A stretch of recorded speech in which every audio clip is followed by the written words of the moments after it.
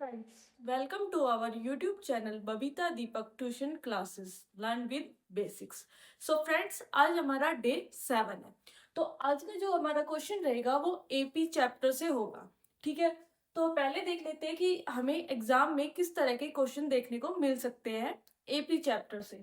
ठीक है, तो एपी चैप्टर में मोस्टली वर्ड प्रॉब्लम्स देखने को मिलेगी आपको। ठीक है, जैसे यहाँ मैंने एक क्वेश्चन लिख रखा है, तो इसमें हमारे पास दो एक्सरसाइज है मेनली एपी चैप्टर की। एक तो सम से रिगार्डिंग है, सम ऑफ एपीज, और एक डायरेक्टली नंबर से रिलेटेड है। ठीक है, तो देख लेते हैं क्वेश्चन।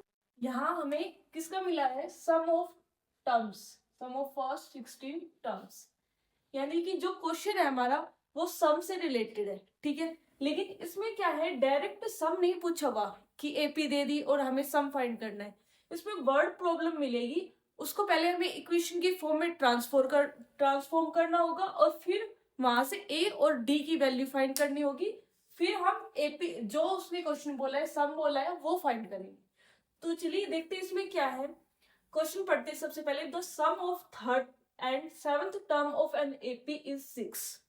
कह रहा है कि दो एपी है, दो टर्म है एक एपी की। ठीक है, एक एपी है कोई भी, उसकी थर्ड टर्म और सेवंथ टर्म। जैसे एक एपी है मेरे पास, आप देख लो, एक बार एग्जांपल से समझा रही हूँ। ये इसकी टर्म है 1 2 3 4 5 ऐसे। ये फर्स्ट टर्म हो गई, ये सेकंड टर्म, ये थर्ड टर्म। या दूसरे एग्जांपल ले तो हम 2 4 6 8, ये दूसरी एपी है, तो इसमें फर्स्ट टर्म होगी हमारी 2, सेकंड 4। ठीक है, ये एक एपी हो गई, तो इसकी थर्ड टर्म देखो तो मैं क्या आ रही है 6। थर्ड टर्म है हमारी 6, और ऐसी 8 10 12, तो third fourth fifth six seventh ऐसे ही 40 में आ जाएगी सेवंथ। तो ऐसे दिखा रखा है कि थर्ड टर्म का और सेवंथ टर्म का सम है वो 6 के इक्वल है। ठीक है, हमें एपी गिवन नहीं है कि क्या है, ये मैंने एग्जांपल दिया था आपको एपी का, कोई भी एपी हो सकती है। ठीक है, तो हमें गिवन है third term plus seventh term plus seventh term, दोनों का सम है वो 6 के इक्वल है। ठीक है, फर्स्ट कंडीशन ये है। एक कंडीशन ये होगी एंड देयर प्रोडक्ट इज 8। दूसरी कंडीशन भी है कि इनका थर्ड टर्म का और सेवंथ टर्म का प्रोडक्ट किसके इक्वल है, 8 के इक्वल। ये सेकंड इक्वेशन होगी। तो अभी हमने इक्वेशन बनाई, हमने क्वेश्चन को पढ़ा। ठीक है, उसको दो इक्वेशन में हमने लिखा। तो आपको भी ऐसे कोई भी वर्ड प्रॉब्लम मिलेगी, उसमें मोस्टली हमें इक्वेशन देखनी होती है कि क्या कंडीशन गिवन है। ठीक है, आपको कोई भी एक कंडीशन या दो कंडीशन या तीन कंडीशन मिलेगी और उसको हमें इक्वेशन की फॉर्म में कन्वर्ट करना होगा सबसे पहले क्वेश्चन को करने के लिए। ठीक है, तो जैसे मैंने यहाँ लिखा है, आप देख रहे होंगे third term plus seven term equal to 6 है और उन दोनों का प्रोडक्ट 8 है। ये दो इंफॉर्मेशन है हमारे पास। अब इन्हीं दोनों इंफॉर्मेशन से हमें ए और डी की वैल्यू, एपी में यही है कॉमन डिफरेंस और फर्स्ट टर्म, जिससे आप उसका सम भी निकाल सकते हैं या फिर nth टर्म निकालनी है वो भी फाइंड कर सकते हैं। लेकिन मेन इंपॉर्टेंट क्या है, आपको इक्वेशन बनानी आनी चाहिए, उसकी कंडीशन को समझना है कि वो क्या बोल रहा है। ये मेन इंपॉर्टेंट है इस एपी चैप्टर में। ठीक है, तो थर्ड टर्म हमें पता है ए एन की जो होती है nth टर्म, वो किसकी इक्वल होती है n-1 into D. A N equals to A plus n-1 into D, ये एन टर्म का फॉर्मूला है। ठीक है, अब हमारे पास 3 है, तो a plus 3-1 into D plus में a प्लस 7-1 इंटू डी किसके इक्वल होगा 6 के। सोल्व करके लिख ले एक बार इसको, a प्लस 2d प्लस में a प्लस 6d इक्वल होगा हमारे पास 6 की। ये थर्ड टर्म हो गई यहां से यहां तक, और ये सेवंथ टर्म। ठीक है, अब इसको सोल्व आउट करें फिर से। a 2a, ध्यान रखना है आपको सेम वेरिएबल को ऐड या सब्ट्रैक्ट करना है। ठीक है, सेम वेरिएबल, जैसे ए वालों को करना है, डी वालों को करना है। ठीक है, तो ये हमारी फर्स्ट इक्वेशन आ गई है। सॉरी, फर्स्ट मैंने उनको लिखा है ना, थर्ड इक्वेशन आ गई। ठीक है, फिर अब इस वाले में भी पुट करते हैं। देखो इनकी वैल्यू ये रहेगी थर्ड टर्म की a plus 2d and seventh term की a प्लस 6d। यहाँ प्रोडक्ट है तो हमें मल्टीप्लाई करनी पड़ेगी, ठीक है। तो a इंटू ए स्क्वायर, ध्यान रखना है इसकी मल्टीप्लाई कर रहे हैं तो 6ad plus 2ad plus 2 6 12d square equal to 8, ठीक है। ये a स्क्वायर का है, ये d स्क्वायर का है, ये दोनों सेम है ad के, तो ये फिर से सोल्व आउट हो जाएंगे। 8ad प्लस में 12d स्क्वायर इक्वल्स टू 8, ये फोर्थ इक्वेशन, ठीक है। आप इनको बेशक नाम दो या मत दो, ठीक है, वो ये दो कंडीशंस थी जो हमें मेन समझनी थी, लेकिन ये जो इक्वेशन आई है ये इंपॉर्टेंट है। ये जो दो इक्वेशन बन गए ये इंपॉर्टेंट है, इन्हीं को ही सोल्व आउट करना है। तो देखो ये दो इक्वेशन बन गई, अगर हम ये सेम वेरिएबल में होती, जैसे यहाँ भी a और d वाले होते, तो हम इसको सब्स्टिट्यूशन या एलिमिनेशन से सोल्व आउट कर लेते, लेकिन अब भी हम यहाँ करेंगे, क्या करेंगे, सब्स्टिट्यूशन करेंगे, क्योंकि एलिमिनेशन तो सेम नहीं है तो नहीं कर पाएंगे, लेकिन यहाँ सब्स्टिट्यूशन करेंगे। सब्स्टिट्यूशन आपने थर्ड चैप्टर में पढ़ा होगा, उसमें क्या करते हैं हम, कोई भी एक वेरिएबल की वैल्यू फाइंड आउट करते हैं इन्हीं वेरिएबल दूसरे वेरिएबल की फॉर्म में, जैसे यहाँ फाइंड कर रहे हैं अभी हम थर्ड इक्वेशन से। सबसे पहले इसको और शॉर्ट कर लेते हैं, 2 कॉमन आ गए यहाँ से भी, a प्लस 4d हो जाएगा इक्वल्स टू 6 है, तो 2 3 6, मतलब 2 मैंने सब में से कॉमन आउट ले लिया, कॉमन ले लिया, ठीक है। तो अब हमारी थर्ड इक्वेशन क्या बन गई है, a plus 4d equals to 3। अब इसमें से हमें सब्स्टिट्यूट करना है इस वाली इक्वेशन में से, ठीक है। तो इक्वेशन है हमारी a plus 4d equals to 3। यहाँ से a की वैल्यू फाइंड आउट करूं मैं d की टर्म्स में, 3 माइनस 4d, है ना।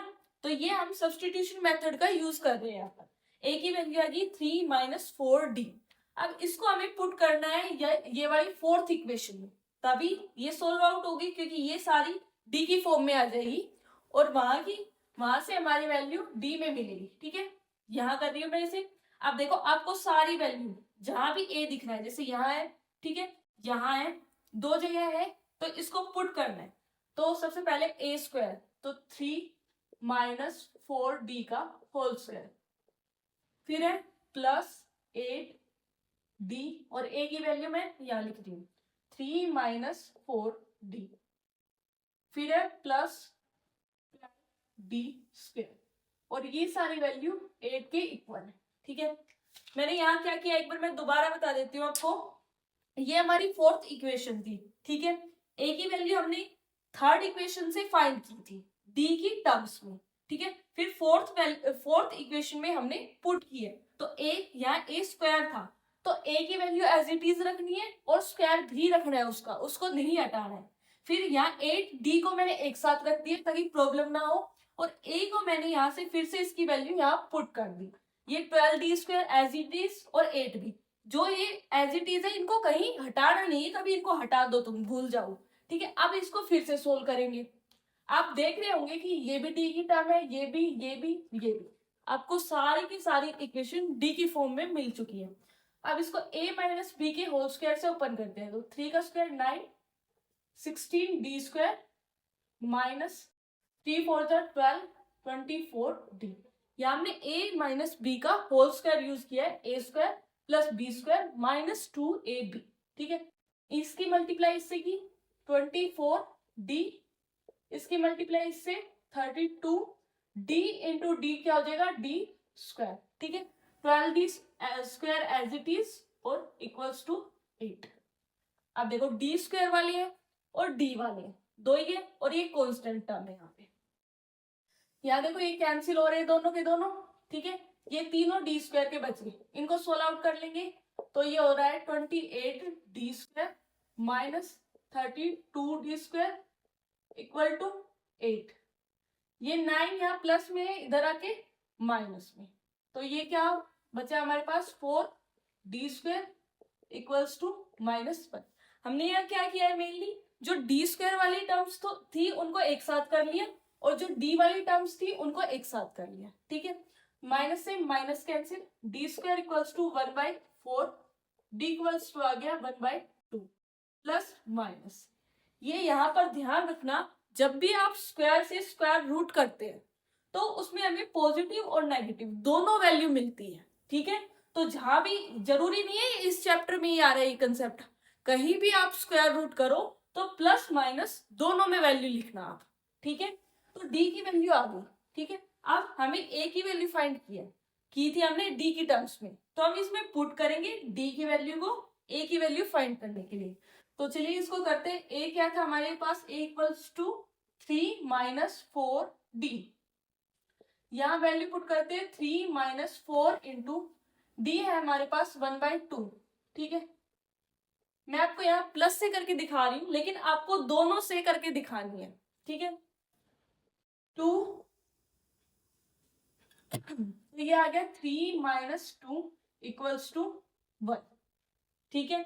ए आ गया, तो मैं लिख रही हूँ वैल्यू, डी आया था हमारे पास प्लस माइनस 1/2, और ऐसे ही ए आया है हमारे पास 1। अगर मैंने प्लस का लिया है तो ये मैंने यहाँ प्लस का रखा है तो ए आया 1, ठीक है।